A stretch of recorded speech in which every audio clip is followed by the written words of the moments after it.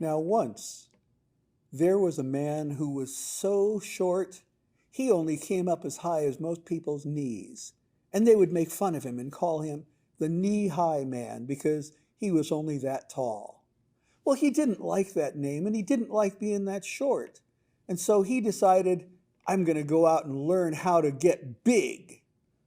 Well, he looked around for the biggest things he could find. He didn't want to ask any people because they were always making fun of him. But he looked and he found himself the biggest horse he could find. And he said, Mr. Horse, how did you get to be so big?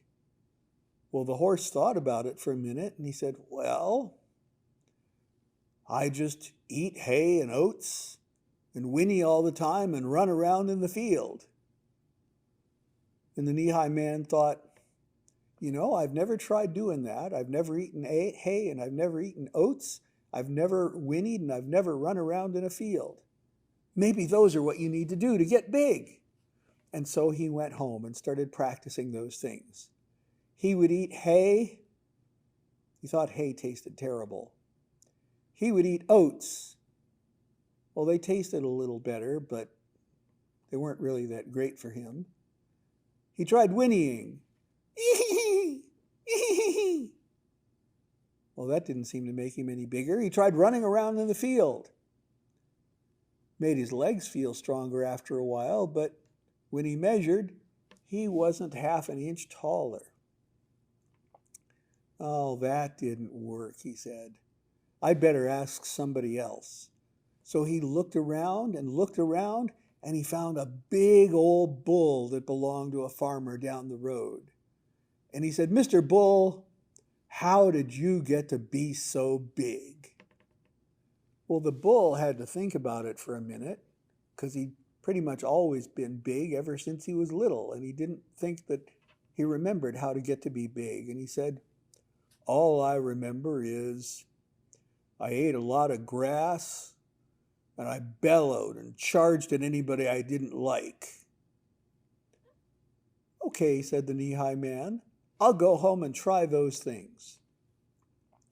Well, he tried eating the grass from the front lawn. It tasted terrible. He ate as much grass as he could until his stomach started to hurt from that grass. And that gave him the expertise to bellow. Well, that felt good for his stomach, but didn't do much else, and he saw somebody he didn't like, and he bellowed and charged at him. Well, somebody seeing the knee-high man bellow and charge at him broke out laughing, and the knee-high man got so mad he began jumping up and down and laughing back and yelling, and it didn't really work, and he didn't get any taller.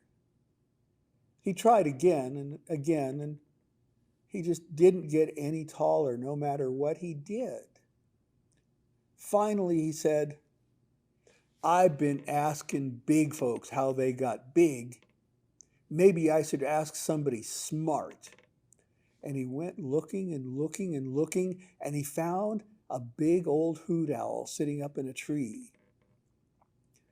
And he asked the owl, Mr. Owl, you're smart. I think you might be able to help me. I need to know how to get big.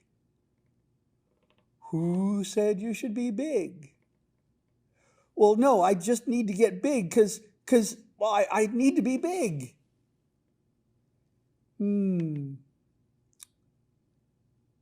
What would you do if you got to be bigger? Well, if I was big, nobody could beat me up in fights. And who is challenging you to fight? And the knee-high man thought and said, well, nobody, I guess. But if I was bigger, I could see farther away. I can barely see any distance at this height. And who said you couldn't see farther? If you need to see farther, climb up a tree like where I am. And the knee-high man climbed up the tree and sat next to the owl, and he looked, and he could see ever so far. It was amazing. And he looked down, and he saw that he was up higher than the tallest person he knew. And he thought, well, okay, so I don't need to fight, and I can see farther by climbing a tree. And the owl said, I think you need to learn how to make your brain bigger, not your body bigger. If you can figure out how to do things, you don't need to be taller at all. And the knee-high man thought about it and thought about it and thought, if I was big, I couldn't have sat on this branch. And if I was big, I'd have to do a lot more work just to feed myself. Maybe the owl's right. And so it was, the knee-high man went home and started learning things to make his brain bigger. Now, it wasn't like running around in a field, and it wasn't like bellowing and charging at people, because this worked. And even though he was still only knee-high, the knee-high man got near as smart as that owl. And so, that way, he lived pretty happy ever after.